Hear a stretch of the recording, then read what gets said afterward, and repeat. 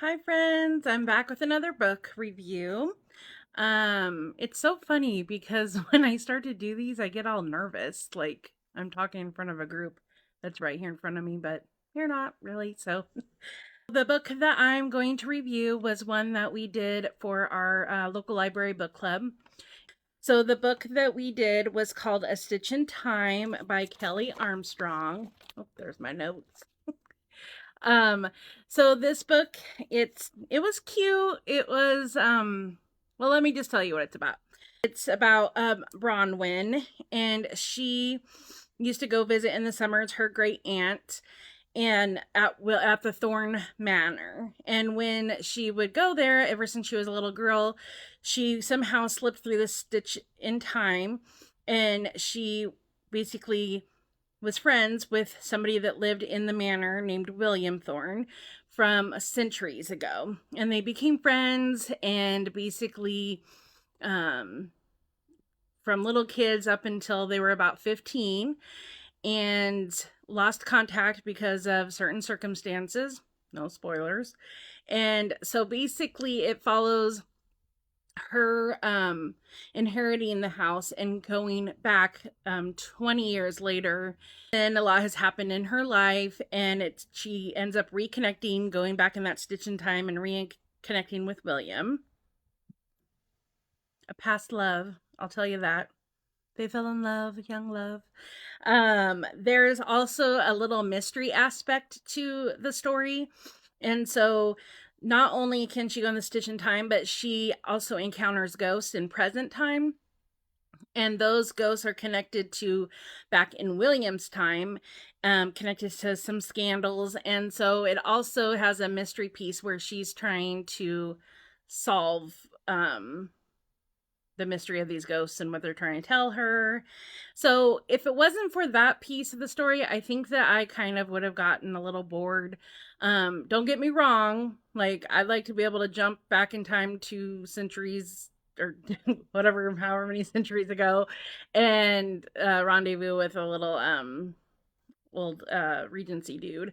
But it was just a little bit too unrealistic for me. Like there's fantasy that I love, and then there's fantasy that I feel like they're just trying too hard.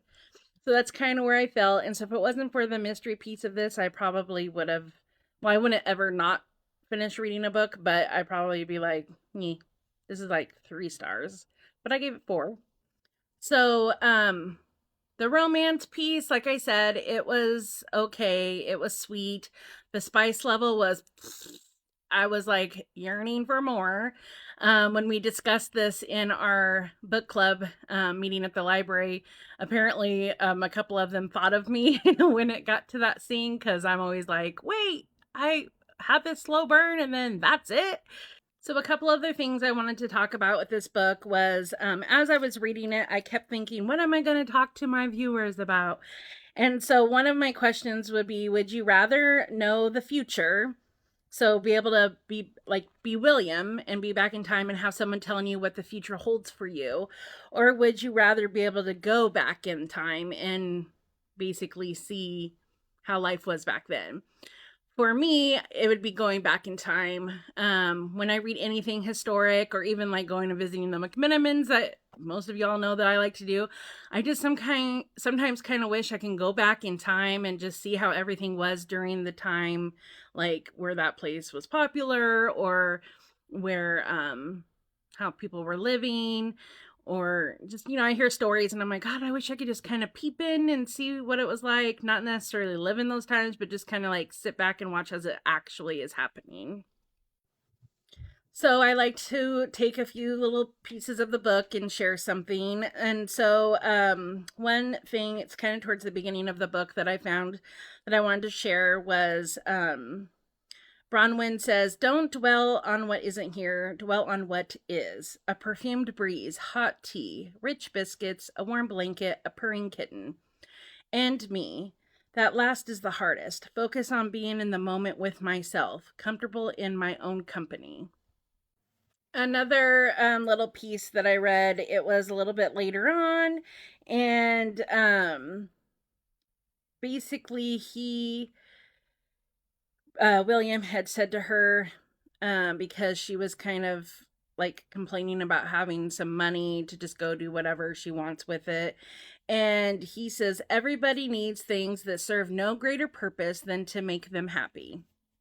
So I just liked both of those little sections of the book because one, so many times we're just always worrying about like the past and regret, and we're just kind of forgetting to focus in the moment.